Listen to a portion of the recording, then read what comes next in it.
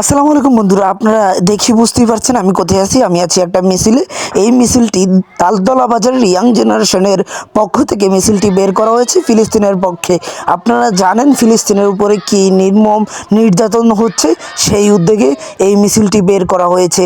আর আজকে আমরা এই মিছিল নিয়ে যাচ্ছি রানীগঞ্জ বাজারে। এখানে হাজার হাজার মানুষ আছে, মিছিলে অংশ নিয়েছে। পেশাজীবী এবং চাকরিজীবী যে যেরকমই হোক, ছোট শিশু থেকে শুরু করে সবাই আজকে এই মিছিলে যোগ দিয়েছে। কারণ একটাই, আমাদের মুসলিম ভাইদের উপরে যেইভাবে নির্যাতন নিপীড়ন করতেছে ইসরায়েলিরা, তার কারণে।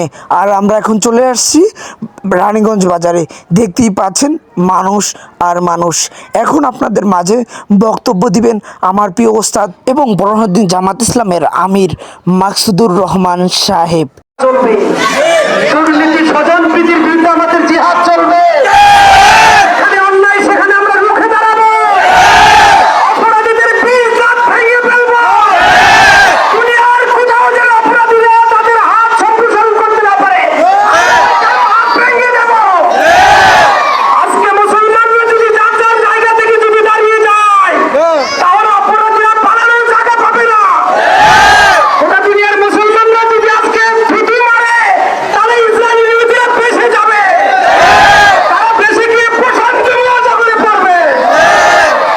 অতএব আমি বলতে চাই, সাবিলুনা সাবিলুনা আল জিহাদ। জিহাদ করে আমরা বাঁচতে হবে।